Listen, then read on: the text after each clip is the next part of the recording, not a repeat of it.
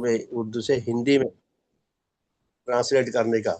तो उन्होंने आता है परिवार वालों ने कितना किस किस तरीके से हरकतें की, उनको वहां से देवात्मा से काटने की और परिवार में ले जाने की, विवाह शादी कराने की और दुनियादारी में ही धकेलने की। एक बार तो ऐसा हुआ कि उन्होंने स्कीम बना ली कि इनको अगवा करके ले जाएंगे। जैसे रामायण में वो लेख आता ना कि रावण सीता को उठा के ले गया था, तो परिवार वालों ने श्रीमान देवर सिंह जी को अगवा करके ले जाने का षड्यंत्र तैयार कर लिया था। फिर डर गए भी सरकार जो है, अंग्रेजों की सरकार है, बहुत कठोर सजा मिलती है। खैर वो तो नहीं हुआ, लेकिन श्रीमान जी को जब दीक्षा मिली भगवान से, तो बड़ा भगवान ने लंबा उद्बोधन दिया, उपदेश दिया। उस उपदेश में भगवान ने फरमाया, कितनी शानदार बात कही उन्होंने उनके प्रति, कि आप मेरे देव रूप का जुज हो। जुज मतलब जैसे कोई कोर्ट में या कहीं और कोई एप्लीकेशन देता है किसी समस्या के लिए, तो जो सपोर्टिंग डॉक्यूमेंट साथ में लगाता है, असली मामला तो सपोर्टिंग डॉक्यूमेंट्स में होता है। अगर वो ना हो तो अपील शलील साहब बेकार हो जाती है। तो वो सपोर्टिंग डॉक्यूमेंट जो है उसे उर्दू में जुज कहते हैं, एनक्लोजर। तो भगवान ने उनको एनक्लोजर कहा, 5-6 बार उन्होंने रिपीट किया ये शब्द। तो सचमुच में श्रीमान देवर सिंह जी ने भगवान के इस, यूं समझिए एक तरह की भविष्यवाणी थी, उस भविष्यवाणी को अपने जीवन से सार्थक कर दिया। व्रती कर्मचारी, व्रती कर्मचारी बनकर वो परलोक गए, उसी पद पर रहे। तो उनका ये लिखा हुआ भजन है, और भावपूर्ण भजन है ये, साधारण नहीं है। हमारे पूजनीय सतगुरु तुम हो धन्य, तुम हो धन्य, तुम्हें धन्यवाद दें सतगुरु, तुम हो धन्य, तुम हो धन्य।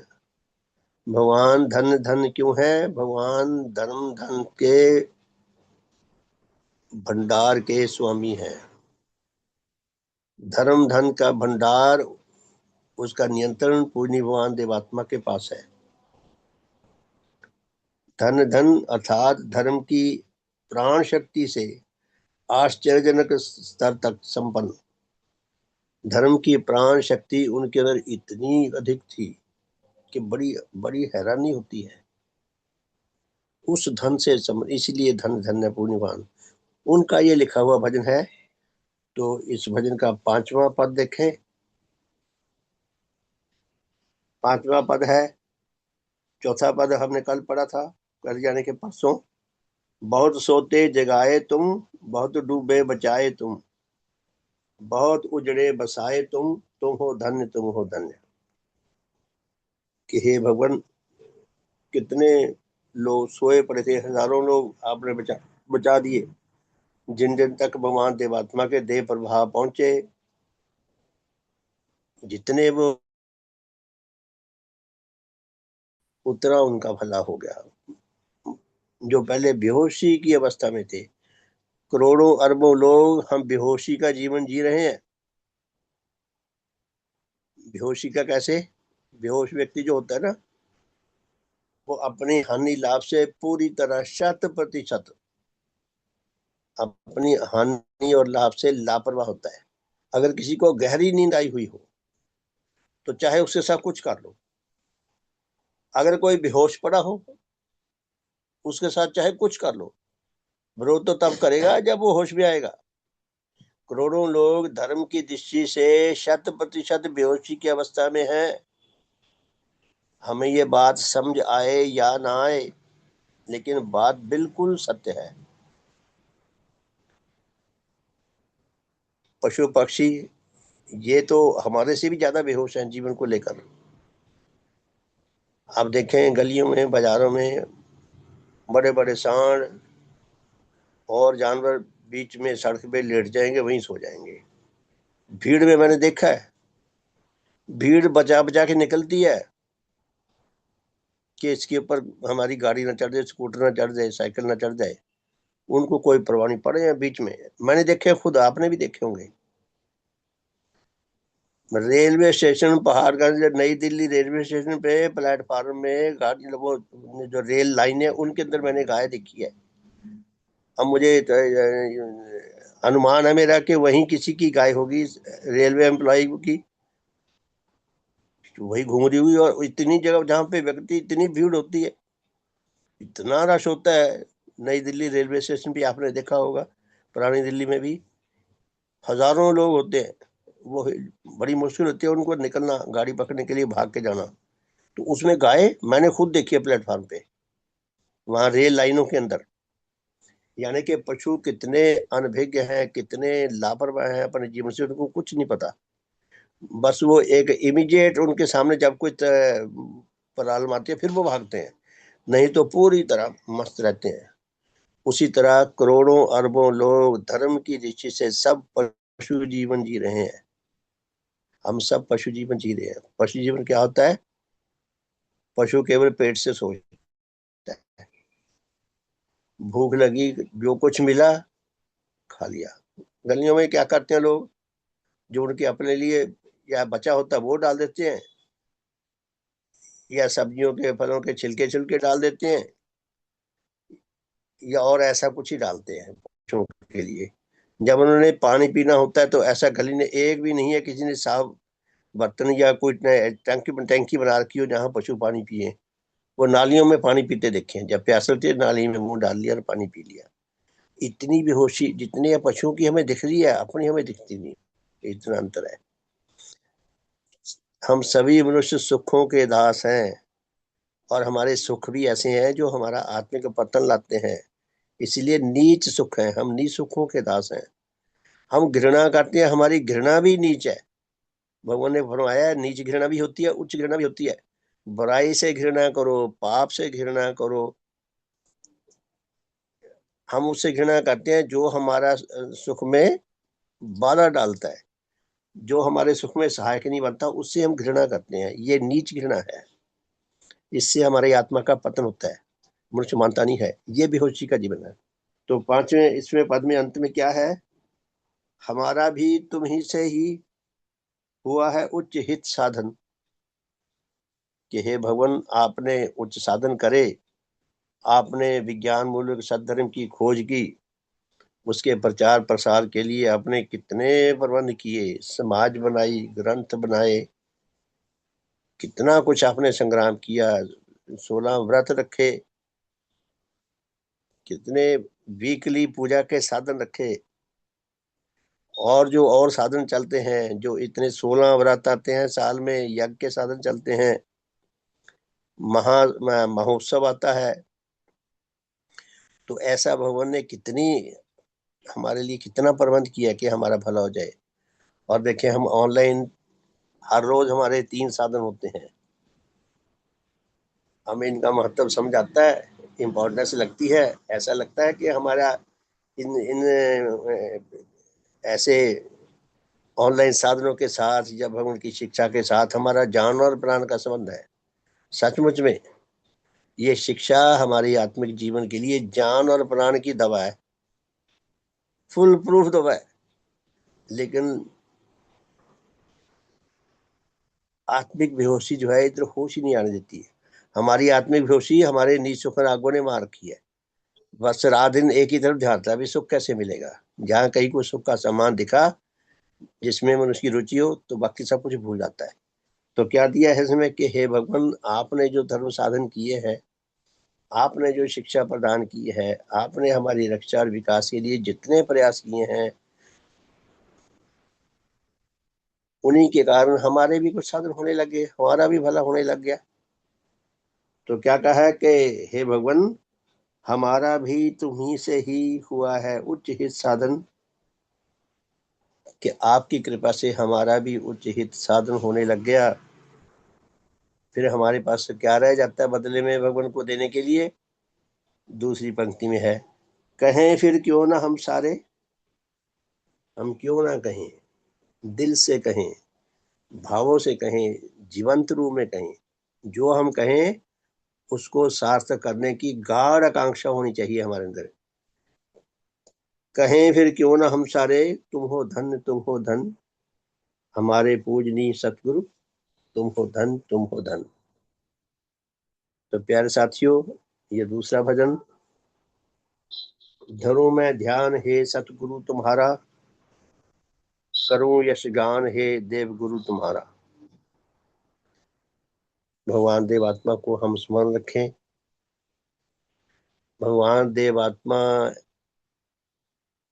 के प्रति हम अटल श्रद्धा, अटल कृतज्ञता, अटल विश्वास भाव से समर्पित रहें। हम जो कुछ भी सोचें, जो कुछ भी विचार करें, जो कुछ भी कामना करें, जो कुछ भी कृत्य करें, जो कुछ भी कार्य करें, जो कुछ भी चाहें, वो सब भगवान की ज्योति और बल के अधीन सोचकर करें। स्मरण करने का अर्थ क्या है कि हम उनके अधीन रहकर कार्य करें। भगवान सत्य अनुरागी हैं, शुभ अनुरागी हैं।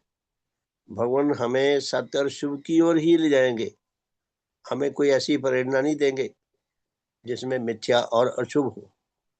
वो हमारे नीच भाव लेकर जाते हैं, बुराई की ओर, झूठ की ओर और बुराई की ओर हमारे भाव लेकर जाते हैं।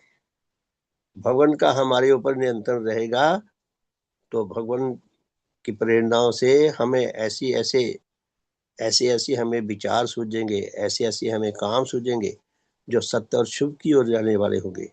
तो यही इस भजन का जो मुख्य है कि भगवान को याद करने का अर्थ ये है कि जो भी कुछ हम करें, जो भी कुछ हम सोचें, वो भगवान की ज्योति में सोचें, उनकी ज्योति में ही निर्णय लें।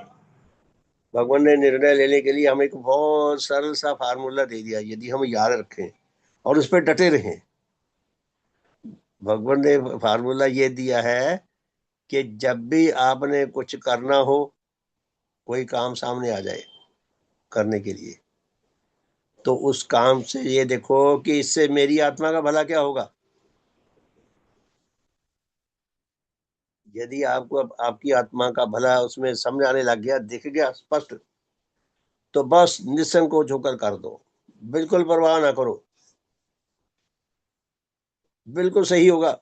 हाँ, यदि हम भगवान के प्रति उच्च भावों से भरे हुए हैं और हम समझते हैं उनकी शिक्षा को, तो भगवान की ज्योति में हम निर्णय लें कि मैं देखें भी इससे मेरी आत्मा का क्या भला होगा। अगर नहीं होता तो तुरंत बिल्कुल साफ इनकार कर दो, खुद भी ना करो, किसी संकोच में ना रहो और साफ इनकार कर दो। इतना स्पष्ट हमें संदेश दिया। मैंने अनेकों बार देखा है इस फार्मूले को इस्तेमाल करके। लोग टेढ़े तो होते हैं थोड़े से कई बार, और वो धीरे धीरे लाइन पे आ जाते हैं, अपने आप ही देखते हैं बाद में कि भी ये सही था फैसला। मैं निजी गवाही देता हूँ इस बात की। तो उसमें क्या दिया है, 5वें पद में, मुझे निज देव ज्योति दे है भगवन, दिखाई मेरी हालत करके रोशन। कि भगवान आपने मेरा मन मस्तिष्क, मेरी आत्मा को रोशन करके, ज्योतिर्मान करके, लाइट से भर के मुझे ये दिखा दिया, समझा दिया क्या, अपनी ज्योति देकर, कि मेरी असल हालत क्या है। यदि हमें अपने जीवन से प्यार है, यदि हमें अपने जीवन की हमारी असली हालत हमें दिख जाती है, तो हम उसकी जो सही दवा है, सही इलाज है, उससे टस मस नहीं हो सकते, लेश मात्र भी इधर उधर नहीं जा सकते। डॉक्टर के पास जाते हैं, डॉक्टर वो बहुत सारी बातें पूछता है और फिर वो बहुत सारे टेस्ट लेता है। टेस्ट करके उसके बाद फिर वो विचार करके वो अपना एक क्या कहते हैं मंतव्य बनाता है कि भी इसको क्या रोग है, किस लेवल का रोग है, क्या क्या दवा इसके लिए सूट करेगी, वो दवाई दे देता है। अगर मरीज डॉक्टर की आज्ञा पर दृढ़ता से चले, दृढ़ता से सही, जैसे जैसा डॉक्टर ने बताया वैसे आज्ञा पालन करे, तो उसके ठीक होने की संभावना बढ़ जाती है। और अगर रोगी अपने हिसाब से करे, 1 दिन 2 दिन ले ली, उसके बाद छोड़ दी, कभी कोई गोली ले ली, कभी कोई गोली ले ली, कभी ली कभी ना ली, ऐसा करते रहे, अक्सर लोग ऐसा करते हैं, तो उससे फिर रोग ठीक नहीं होता। और भगवान की दवाई तो फुल प्रूफ है। भगवान किसी अन्य व्यक्ति जैसे नहीं है। भगवान सत्य के अनुरागी हैं, शुभ के अनुरागी हैं। भगवान ने जो क्लेम किया है उस पे 100% सही साबित हुए हैं।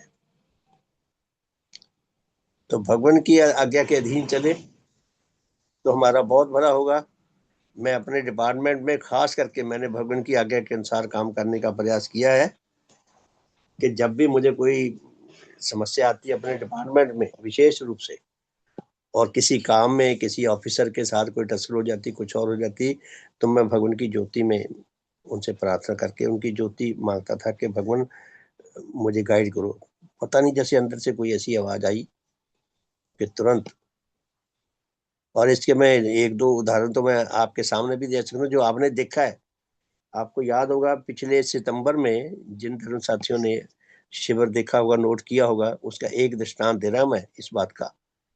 तो उसमें एक सभा थी परलोक के संबंध में, परलोक का ज्ञान देना था।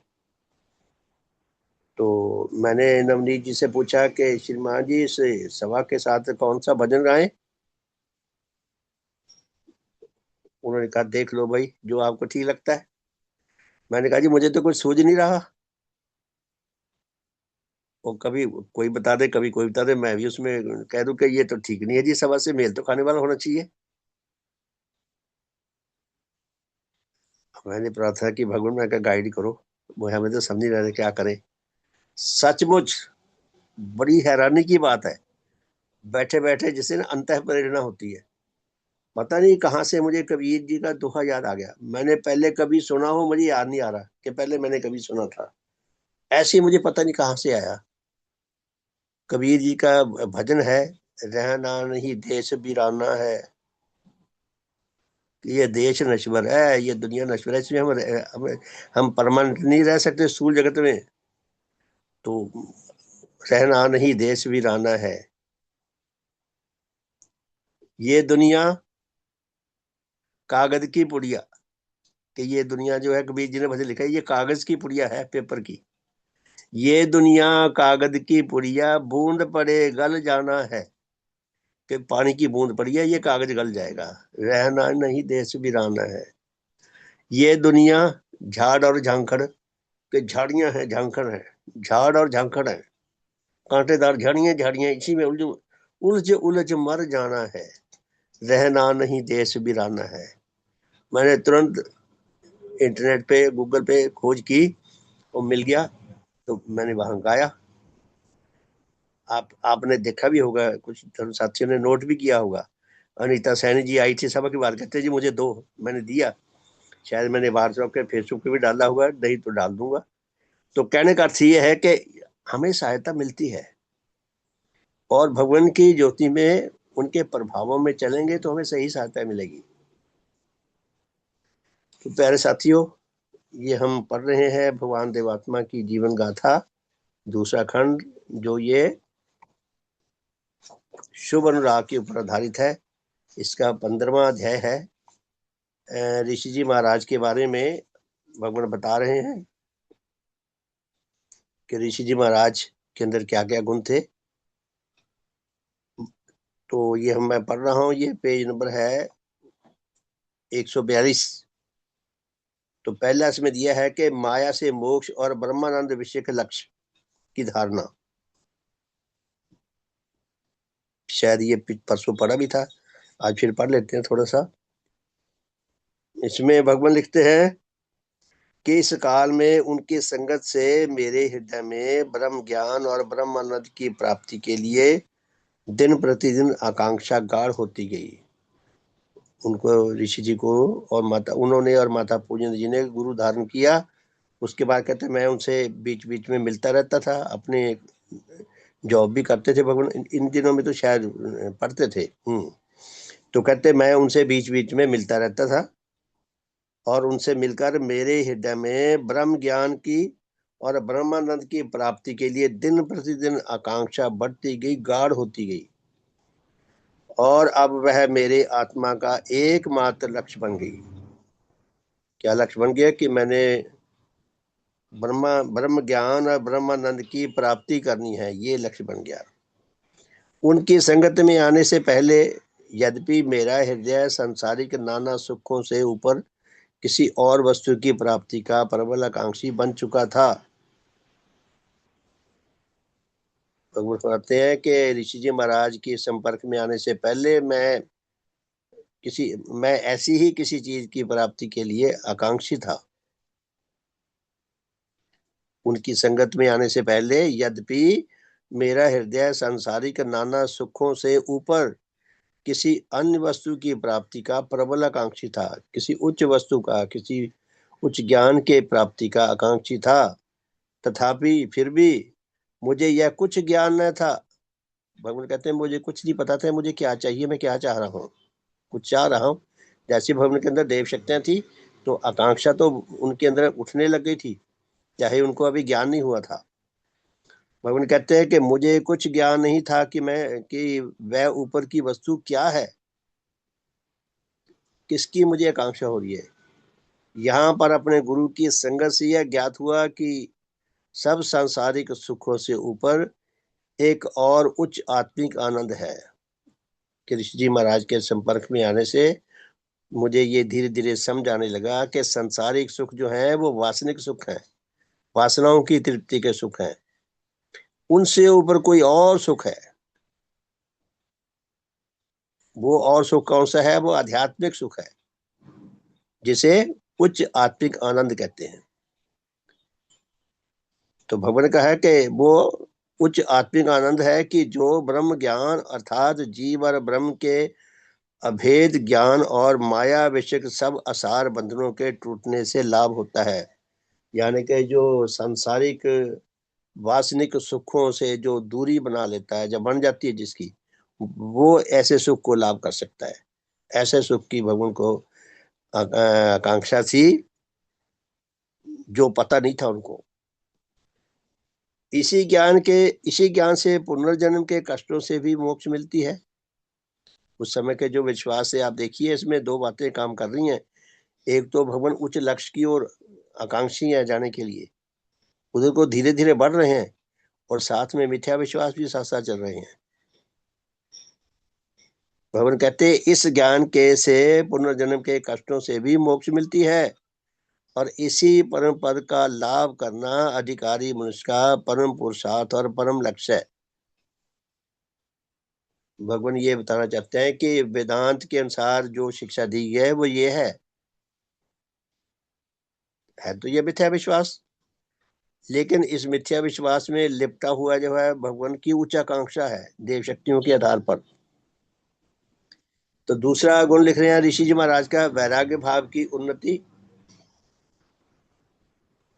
भगवान लिखते हैं कि ऋषि महाराज के बारे में कि मेरे गुरु जिस प्रकार के वैराग्य की शिक्षा देते थे और अपने जीवन से उसका प्रकाश करते थे, वह वैराग्य भाव वह ना था कि जिसमें गृहस्थाश्रम का त्याग व किसी उपवास आदि किसी शारीरिक साधन की आवश्यकता हो।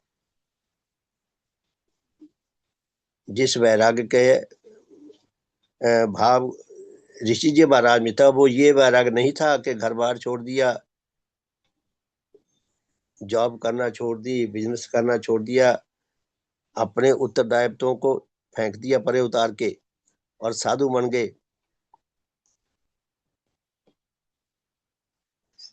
वो जीवन से भटकना वो तो उनका जो वैराग्य भाव था वो कुछ और था, वो ये नहीं था।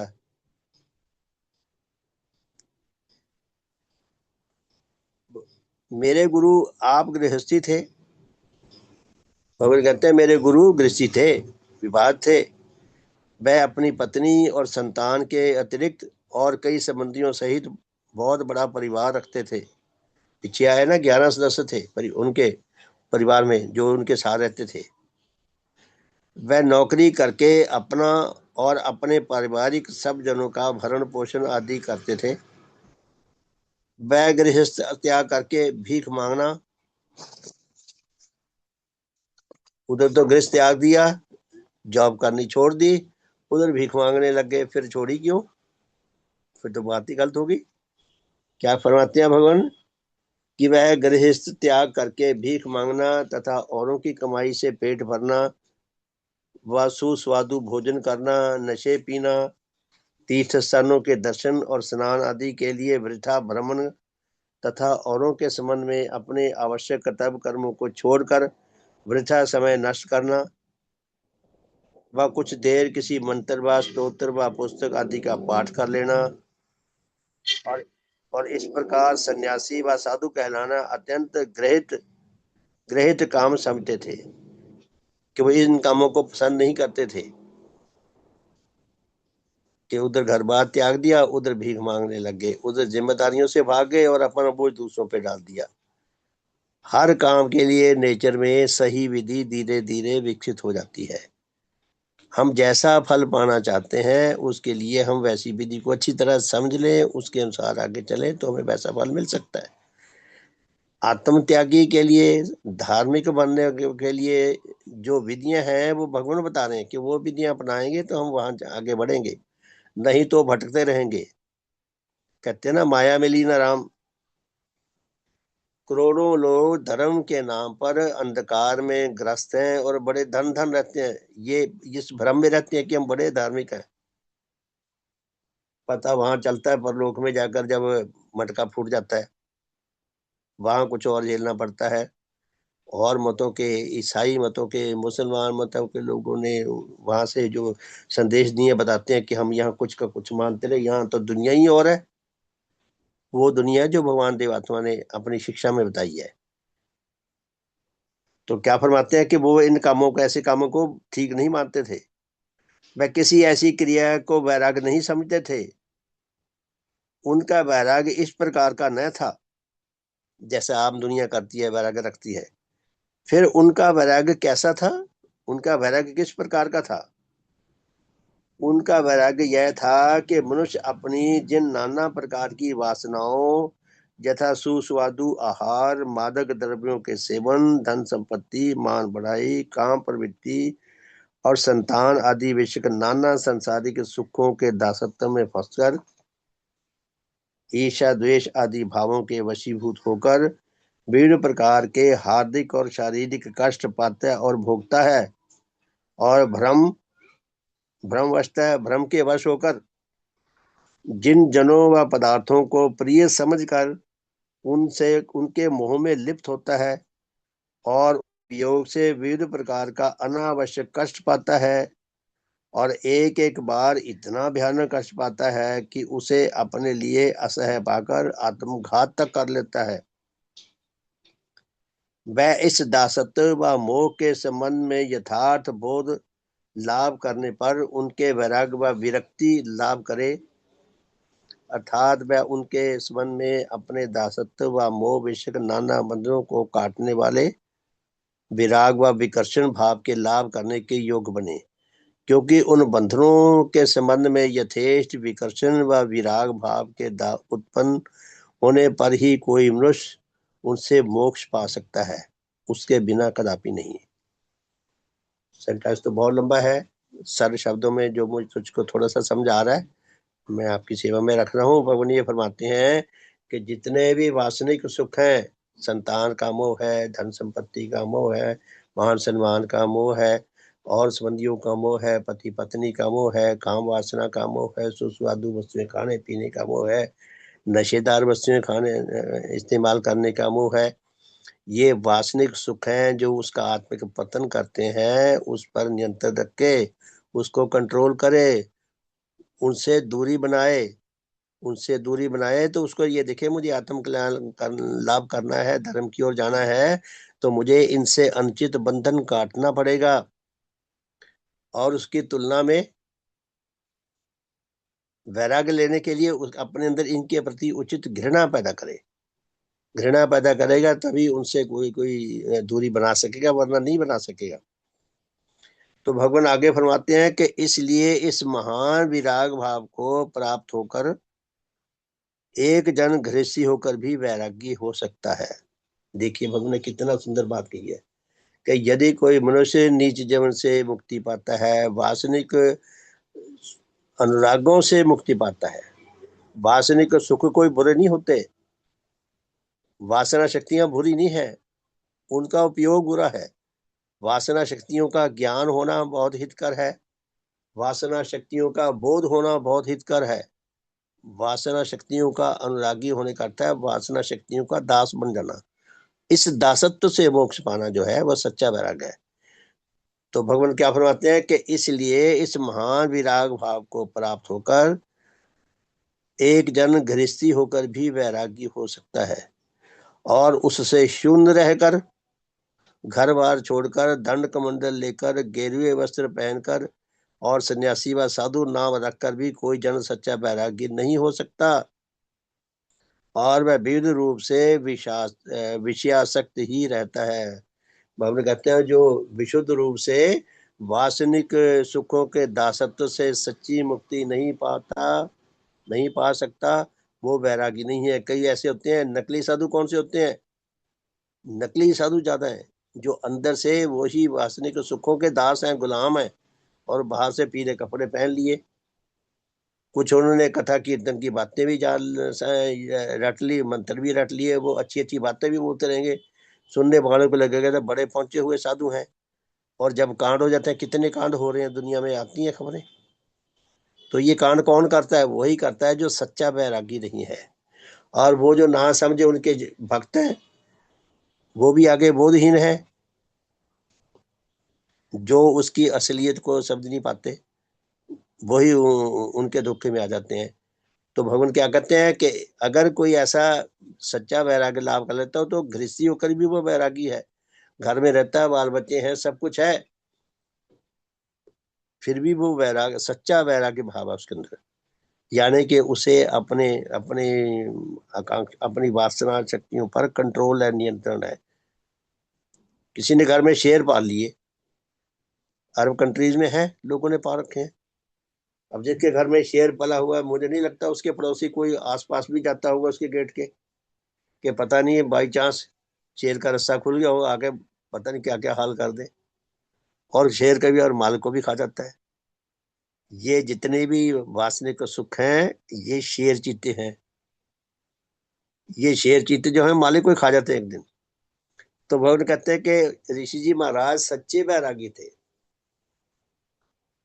इस दासत्व व मोह के भिन्न किसी जन की ओर से अपने प्रति किसी मिथ्या कलंक के लगाने, अशिष्ट बर्ताव के करने, व किसी संबंधी के विश्वासघाती व कृतघ्न आदि बन जाने, धन आदि के अभाव से किसी वस्तु के ना मिलने आदि से जो अन्य विविध प्रकार के कष्ट मनुष्य को मिलते हैं, उन्हें साधक माया का खेल समझकर उपेक्षा करने का अभ्यास करे।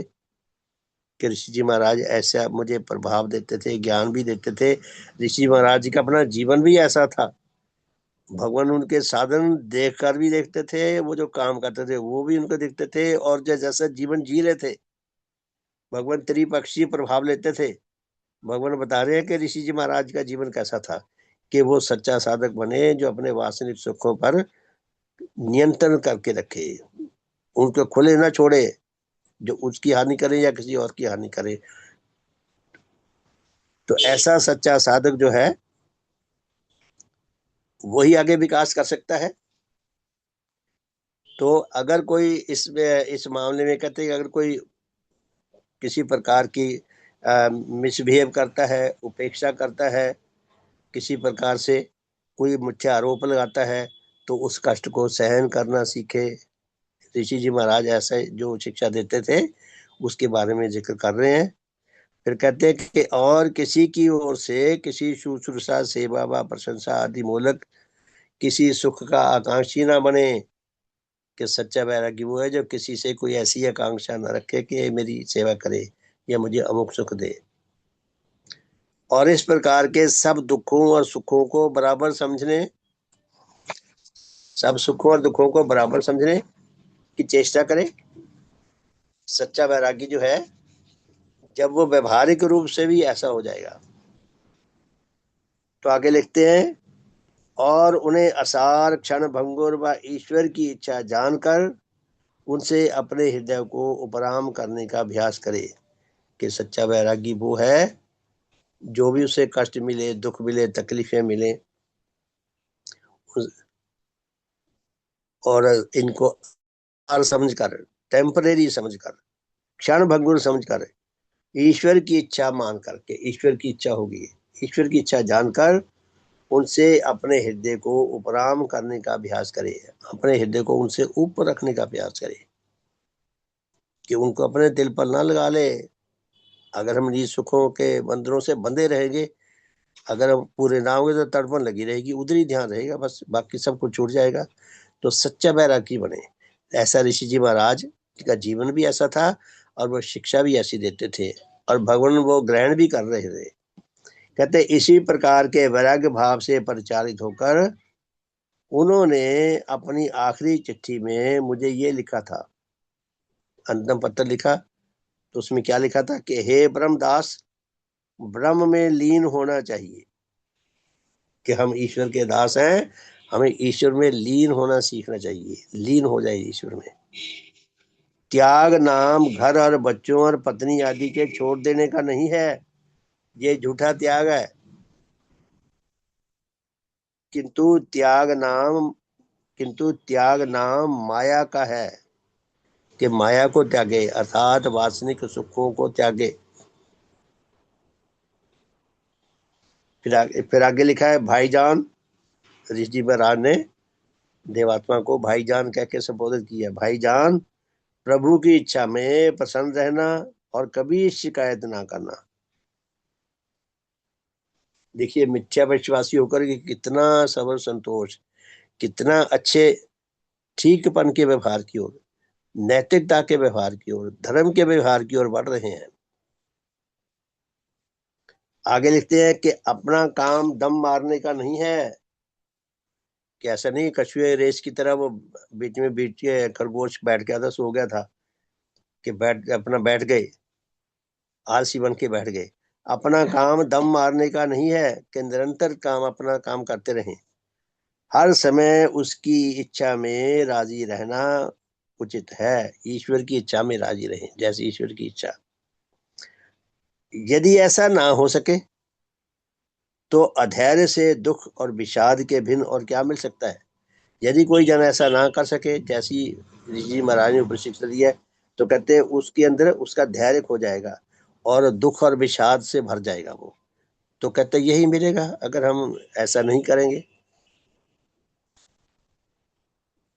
आगे लिखते हैं अपनी मैं को मारकर उसी की इच्छा के साथ एक हो जाना मुख्य साधन है। अपनी मैं, अपनी स्वेच्छाचारती, अपने अहंग, इसको मारकर उसकी ईश्वर की इच्छा में एक साथ हो जाना ही मुख्य साधन है, ये उनका विश्वास था।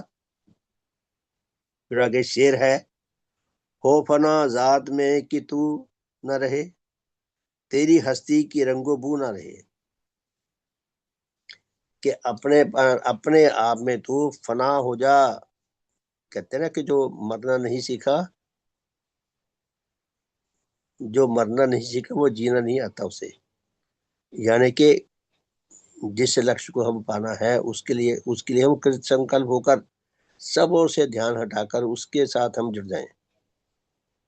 हो फना जात में, कि अपने आप में फना हो जाए, यानी कि इस ईश्वर भक्ति में इतना लीन हो जा कि तू तू ना रहे, तेरी हस्ती की रंगो बू ना रहे, कि तेरे अपने अस्तित्व में जो भी वासनिक या संसारिक रंग है, संसारिक स्मेल है, वो ना रहे।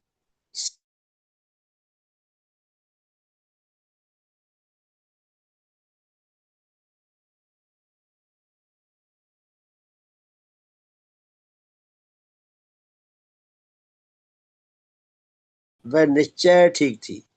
देखिए देवात्मा क्या लगता है कि मेरे गुरु जी ने जो नीच अनुरागों के दास्ता से मुक्ति पाने की या मोक्ष पाने की आवश्यकता के संबंध में लिखा था, वो उनकी बात बिल्कुल ठीक थी। परंतु अन्य कई प्रकार के दुखों और सुखों को बराबर समझने और कई प्रकार के दुखों के विषय में कोई शिकायत और उनके दूर करने के निमित्त कोई यत्न व चेष्टा ना करने और उन्हें प्रभु व परमेश्वर की इच्छा जानकर उनके केवल सहने का अभ्यास करने की शिक्षा थी। वह ठीक ना थी। देखो भगवान ने अपने गुरु जी, जिनको अपनी आकांक्षा से गुरु बनाया, जिनके साथ प्रगाढ़ संबंध था, उनका प्रगाढ़ प्रेम था, उनके उनके मिथ्या विश्वास भी बता दिया है कि ये बातें गलत थी, ये मिथ्या विश्वास थे। आगे क्या लिखते हैं? इसी प्रकार ब्रह्म व ईश्वर नामक किसी अस्तित्व व उसमें लीन हो जाने के संबंध में भी उनका विश्वास सत्य न था। कि ऋषि जी महाराज ने लिखा था कि ईश्वर में लीन हो जाओ, ब्रह्म में लीन होना है, तो इनका ये विश्वास भी मिथ्या था, सत्य न था। सत्य क्यों नहीं था? ना तो ईश्वर है ना ब्रह्म है। ये हजारों साल पहले हमारे ऋषि मुनियों ने सत्य की खोज करने का ईमानदारी से प्रयास बहुत किए, लेकिन वो खोज उनसे हो नहीं सकी। इसलिए यह मिथ्या धारणा बन गई, जो हजारों सालों में पक गई हमारे तक आते आते। तो ब्रह्म व ईश्वर नामक किसी अस्तित्व का जो विश्वास था, वो मिथ्या था, सत्य न था। उसमें लीन होना भी, ये भी मिथ्या विश्वास है। और यद्यपि मैं अपनी उस काल की मानसिक और हार्दिक योग्यता के अनुसार उनकी इसी शिक्षा व उनके बताए हुए इसी लक्ष्य को ग्रहण कर सकता था, और इसीलिए उस समय मैंने उसे यद्यपि ग्रहण किया। भगवान कहते मैंने ऋषि जी महाराज की शिक्षा को ग्रहण किया, क्योंकि भगवान भी तो अभी अनडेवलप्ड थे। सत्य धर्म का ज्ञान उनके आगे भी स्पष्ट नहीं हुआ था। ऋषि जी महाराज का ज्ञान उनको बिल्कुल अच्छा लग रहा था, सही लग रहा था। भगवान कहते मैं उनका ज्ञान मैं भी लाभ करता रहा। कहते यद्यपि मैं अपनी उस काल की मानसिक और हार्दिक योग्यता के अनुसार उनकी इसी शिक्षा व उनके बताए हुए इसी लक्ष्य को ग्रहण कर सकता था, और इसीलिए उस समय मैंने उसे ग्रहण भी किया। तथापि फिर भी उसके ग्रहण करने से जहां तक मेरे वैराग्य भाव का संबंध था, उसमें मुझे पुष्टि और उसकी उन्नति में मुझे बहुत बड़ी सहायता मिली। कहते ऋषि जी महाराज के संपर्क में रहने के कारण, उनके जीवन को निकटता से देखने के कारण मेरे अंदर सच्चा वैराग्य भाव जो था, उसकी बहुत उन्नति हुई।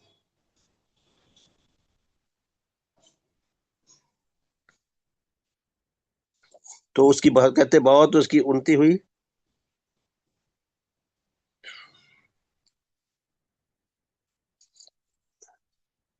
मैं फिर पढ़ता हूँ, कहाँ छूट गया। उन्नति मेरे आत्मिक विकास के लिए अत्यंत आवश्यक थी, कि जिस आवश्यकता को नेचर ने मुझे रुड़की में पहुंचाकर और उनके साथ सात्विक संबंध से जोड़कर पूरा किया। देवात्मा धन्यवाद करते हैं नेचर का भी, कि नेचर ने ऋषि जी महाराज के साथ संपर्क में आने का मेरे लिए जो अवसर प्रदान किया, उसमें यही था कि उनके अंदर जो विशेषताएं हैं, वो सच्ची विशेषताएं तो मेरे अंदर आ जाएं, और बाकी मिथ्या वो छूटती गई भगवान से। अब यहाँ ग्रहण करके लिखा है भगवान ने, आगे जाकर वो छूटती गई जब धर्म का मार्ग और खुलता गया। तो आगे लिखते हैं भगवान, क्योंकि इस वैराग्य भाव के यथेष्ट रूप से उन्नत होने के बिना यह पूर्णतः संभव था। देखिए भगवान क्या कह रहे हैं, यह वैराग्य, अगर यह सच्चा वैराग्य देवात्मा में विकसित हुआ, तो ऋषि जी महाराज के संपर्क में आने से, वो लिखते हैं कि क्योंकि इस वैराग्य भाव के यथेष्ट रूप से उन्नत होने के बिना यह पूर्णतः संभव था कि मैं युवावस्था में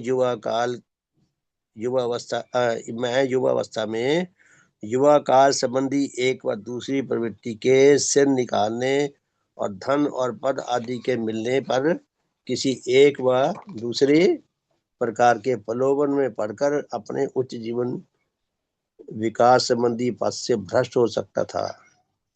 भवन कहती है, अगर ऋषि जी महाराज के संपर्क में रहकर, उनके चरणों में रहकर मुझे वैराग्य भाव मेरे अंदर उन्नत ना होता, मुझे उनके चरणों में रहने का अवसर ना मिलता, तो ऐसा हो सकता था कि मनुष्य के जीवन का जो 16-17 साल की जो उम्र है, ये सबसे खतरनाक पड़ाव बताया है, कि मनुष्य का बच्चा इसी उम्र में ज्यादा भटकता है।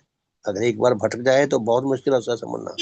तो भगवान कहते हैं मेरे अंदर भी ऐसी कोई बातें आ सकती थी कि मैं जीवन पथ से भटक जाता, भटक सकता था मैं। इसीलिए मुझ में वासना मूलक नाना प्रलोभनों से सदा ऊपर रहने के लिए वैराग्य विषय के जितने प्रबल भाव की बहुत बड़ी आवश्यकता थी। देखिए भगवान कितना कितना बड़ा श्रेय जाता है ऋषि जी महाराज को। और भगवान की सरलता देखे, क्या कह रहे हैं कि मुझ में वासना मूलक नाना प्रलोभनों से सदा ऊपर रहने के लिए वैराग्य विषय के जितने प्रबल भाव की बहुत बड़ी आवश्यकता थी, उसकी उन्नति का नेचर के द्वारा ही सारा प्रबंध हो गया। नेचर ने क्या प्रबंध किया? ऋषि जी महाराज के संपर्क में लिया ही नेचर कि ऋषि जी महाराज में जो गुण हैं, जो विशेषताएं हैं, जो सच्चा वैराग्य भाव है, वो इनके अंदर भी संचार पहुंच जाए। तो लिखते हैं भगवान के युवावस्था के आरंभ में ही मेरे गुरु का यह अमूल्य दान मेरे लिए जिस प्रकार नितांत आवश्यक था। प्यारे साथियों, ये दान सबके लिए जरूरी है। 16 साल तक की उम्र के बच्चों को जैसे पुराने टाइम में राजे महाराजे जंगलों में ऋषि मुनियों के पास भेज देते थे, ताकि वो दुनियादारी के सुखों से, आरामों से, वास्तविक बुराइयों से दूर रहकर धर्म की शिक्षा पाएं, हेल्दी रहने की शिक्षा पाएं, साफ सुथरे वातावरण में रहें और नैतिकता सुदृढ़ हो उनके अंदर, दूसरों के लिए विशुद्ध परोपकार का भाव जागे। तो भगवान क्या कहते हैं? युवावस्था के आरंभ में ही मेरे गुरु का यह अमूल्य दान मेरे लिए जिस प्रकार नितांत आवश्यक था, उसी प्रकार वह मुझे नाना पतनकारी प्रलोभनों से सुरक्षित रखने और मेरे भावी देव जीवन के विकास के लिए अत्यंत कल्याणकारी प्रमाणित हुआ। भगवान कहते हैं ऋषि जी महाराज के संपर्क में आकर जो मेरे अंदर विशुद्ध, जो सच्चा मेरे अंदर वैराग्य भाव आया।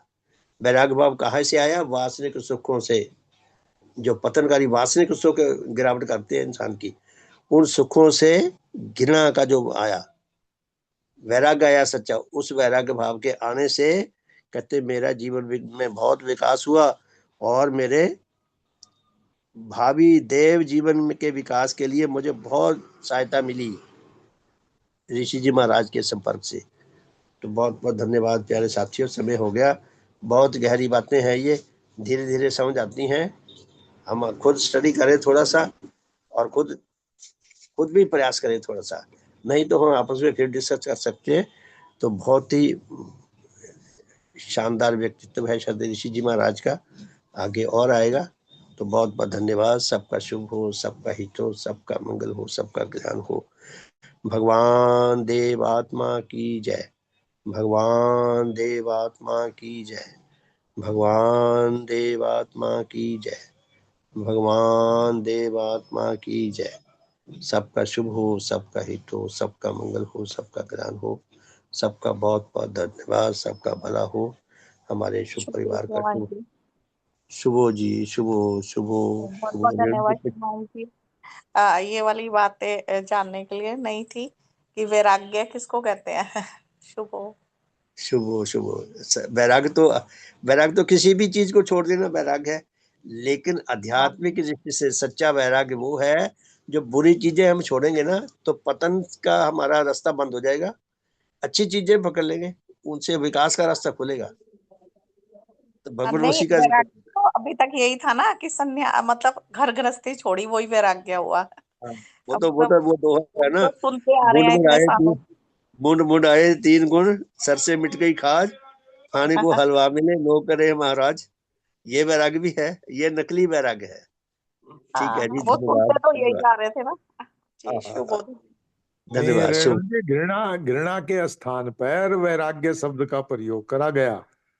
जी जी जी। घृणा हाँ, शब्द को अच्छा नहीं वही माना बात है गया। कि घृणा घृणा, हाँ घृणा घृणा के पैदा उसके स्थान विनाशकारी पे रूप को लेकर। वैराग्य शब्द का प्रयोग किया गया कि जी जी भगवान ने जो है वो उच्च उनका विकास और नीच भावों से जो घृणा की बात है ना, तो वो हाँ जी उसके हाँ जी। सबब वैराग्य मौत। हाँ, वो भी। और जैसे कि अभी संतान सुख, ये सबसे भी ना कि भी ऊपर हाँ, उठना, ये कि सब इनसे एक लिमिट वैराग्य, तक, इनसे। हाँ एक लिमिट तक हाँ ही सब है कि बाकी तो भाई हाँ, वो वैराग्य वैराग्य ही है भाव ना। हो इनके प्रति, हाँ हाँ, तो ये वो सब कोई भी करता है। वो फिर गृहस्थ में रह के भी संत है। हाँ जी, ये ये ये ये नई चीज, अच्छी चीज थी आज। संसार में रहो, संसार से जुड़ो मत। हाँ, संसार से अनुचित में जुड़ाव न रखो। अनुराग धन्यवाद। में। जी जी जी, धन्यवाद। जैसे गुरु महाराज के दादाजी थे। जी जी जी, हाँ देखो उनका जीवन दिखाया है भगवान ने, इसीलिए ये जीवन लिखे हैं ताकि हमें पता हम्म, लगे कि हमें किस तरह के, हमारे लिए वो मार्ग दिखा रहे हैं कि इस हम्म। तरह आगे बढ़ना है, ऐसे जीवन में आना चाहिए। भूषण जी, आप कुछ कहना चाहते हैं? नमस्कार सर, बहुत बढ़िया है। मैं तो आपसे एक प्रश्न था मेरा कि मैं बिना अलार्म के रोज उठता था, तो जी आज जब 5:30 बजे समय हुआ सभा का, तो आज मेरी जो जागिनी खुली 6:55 पे खुली। तो मैंने क्या यार, मेरे को वो लग रहा था कि आज पता नहीं क्या ऐसा चमत्कार हो गया है जो नींद ने मतलब कि घेर लिया है। तो क्या नींद पे काबू पाने के लिए ये ऊर्जा बल है कहीं से प्राप्त होता है, या मतलब कि क्या होता है, इसके बारे में कुछ मेरे को था क्वेश्चन। देखो जी, तो अगर मुझे आप उस पे स्पष्ट कर सकते हो तो बताइए। मेरे मेरे हिसाब से तो जी, जो सबसे आसान रास्ता है वो अलार्म ही है। अगर आपने नहीं, मैं अलार्म नहीं अलार्म लगाया, लगाता ही नहीं। मैं अलार्म के अभी बिना लगाया ही देखो, मतलब कि जो मेरी है ना, ये डेली लगाया मतलब आप कि देखो। रूटीन है कि मैं तकरीबन 3:30 4 बजे मेरी जाग खुल जाती है। बट आज देखो मैंने सुबह देखा कई बार की, ऐसा होता है। तो मैं आज 6:55 पे मतलब कि मेरी मेरी वो जाग खुली। तो श्रीमान मैं जी, देख रहा था, नींद मैंने तो कहा आज। नेचुरल प्रोसेस है। नींद अच्छा तो अच्छा, तो नेचुरल नहीं प्रोसेस नेचुरल। है, वो तो आवेगा। अब इस उम्र अच्छा में आके अब। किस दिन शरीर में सुस्ती है, किस दिन चुस्ती है। अब अगर अच्छा, अलार्म नहीं ठीक है। लगाओगे तो ऐसा ही होगा। अलार्म तो लगाओ रोज। देखो अच्छा, अलार्म लगा के आप ठीक। बिल्कुल निश्चिंत सो सकते हो। अगर हाँ। अलार्म नहीं ठीक है। लगाया, आप उठ के देखोगे, क्योंकि पता भी मैंने अलार्म नहीं हम्म। लगाया, 4 तो नहीं बज गए, हाँ 4 तो हाँ नहीं बज गए, हाँ वो उससे नींद फटती नहीं बल्कि। नींद डिस्टर्ब होगी वाह। हाँ हाँ जी, हाँ। मैं हाँ। अलार्म लगाया, मैं नहीं, 4 जो बजे का अलार्म जो लगाया मैंने।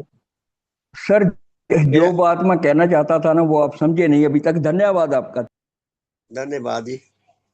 मैंने तो सर, जो मुझे सर लगा, मैंने वो रास्ता बताया, आपने पूछा है। मेरा हालांकि मैं भी 2:30 3 बजे जाग जाता हूँ, लेकिन मुझे बार बार ये नहीं देखना पड़ता है कहीं मैं सोया ना रह जाऊं और 6 बज जाए। भाई ये मैंने बताया अपने अनुभव से। धन्यवाद जी। आपने ठीक। श्रीमान जी ने ठीक है जी, विचारा, नींद धन्यवाद भगाने का धन्यवाद कोई जी आपका। रास्ता है क्या? नींद भगाने का कोई रास्ता है क्या? जी, श्रीमान वो जी तो फिर जानना वही, चाह रहे। वो रास्ता तो वही है कि चाहे गुरु महाराज जी के दादाजी काली मिर्चें लगा लिया करते थे पीस के में नींद भाग जाती थी। नहीं, वो तो फिर स्वामी जी महाराज है ना। हेलो, जो राधा स्वामी वाले है ना, स्वामी जी महाराज, उनकी हिस्ट्री भी मैंने पढ़ी है। वो शिव जी दयाल वाले जो विनोद जी खेड़ा जी है ना, उन्होंने एक बुक दी थी मेरा गुरु, के हमारे जो शिव दयाल के जो गुरु थे ना, उसमें भी मतलब कि वो स्टेशन पे उन्होंने लिखा है कि वो अपने बालों को मतलब कि रस्सी से बांध लाते थे जब उनको नींद आती थी। तो वो कहते हैं कि मतलब कि उसको, वो भजन पे बैठे रहते थे अंदर दृष्टि से।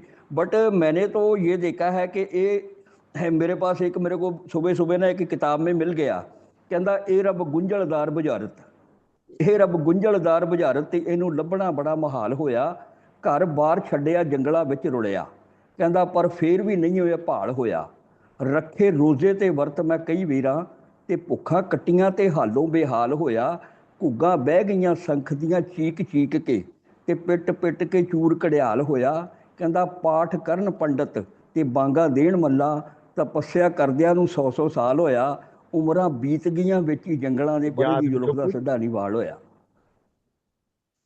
ਪਰੇ ठीक ਦੀ है जी, ਜ਼ੁਲਫ ਦਾ ਸਿੱਧਾ ਨਹੀਂ धन्यवाद। ਵਾਲ होया। ਸਾਡੇ मन ਦੀ बहुत ਜਿਹੜੀ अच्छा हालत है है ना, शिवांग जी, वो इतना बड़ा याद है आपको।